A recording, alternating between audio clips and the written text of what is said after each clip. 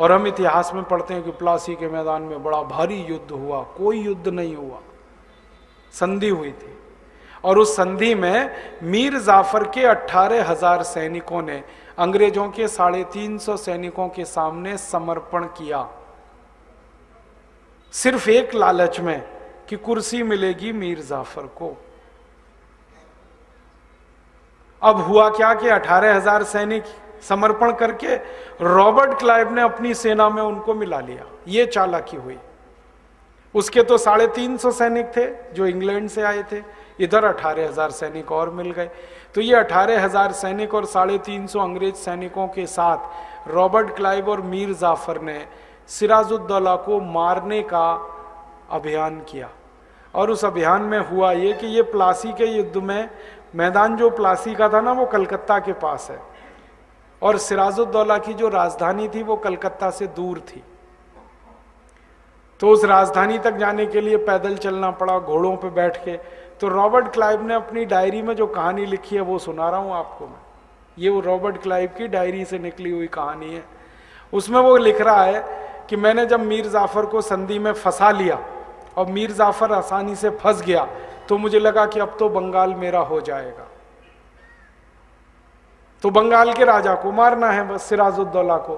तो वो कहता है मैं, मीर जाफर, मेरे पीछे 350 सैनिक और उसके पीछे भारत के 18,000 सैनिक, हम सब गए सिराजुद्दौला को मारने के लिए।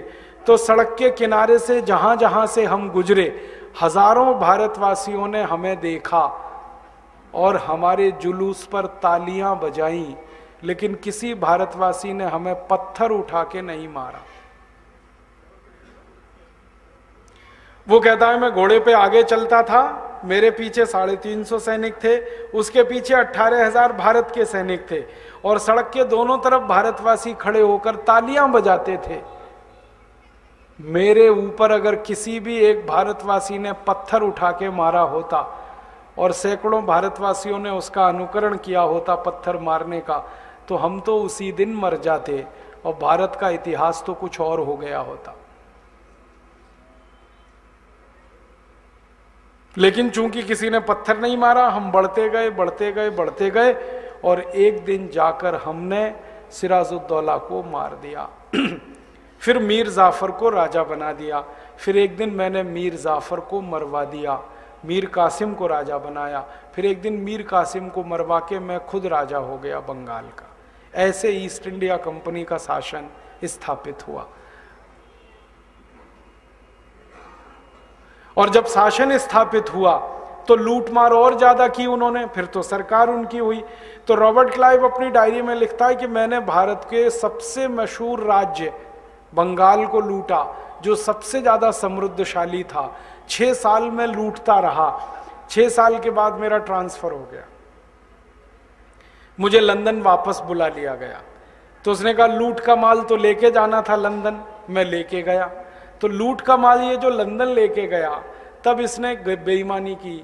बेईमानी क्या की कि राजा को कुछ नहीं दिया, जबकि हिस्सा देना था राजा को लूट का, और राजा के कर्मचारियों को भी नहीं दिया।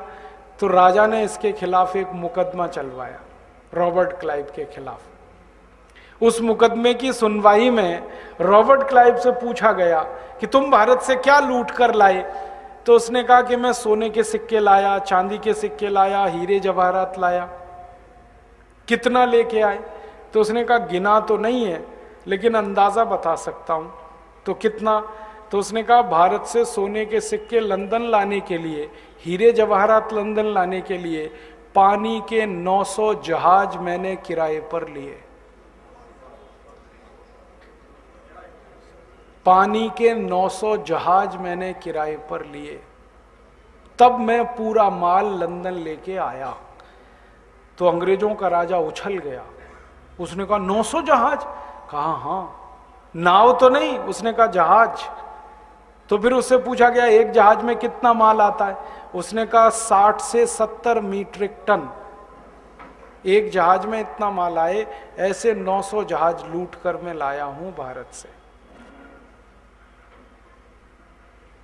आप अंदाजा लगाओ, एक अंग्रेज ने लूटा हुआ ये था सोने के सिक्के, चांदी के सिक्के, हीरे जवाहरात। उसका मैंने आज के हिसाब से आकलन किया कि अगर वो 900 जहाज पानी के सोना ही गया हो तो कितना बैठता है, तो आज के मूल्य के हिसाब से वो करीब करीब 17 से 18 लाख करोड़ रुपए बैठता है।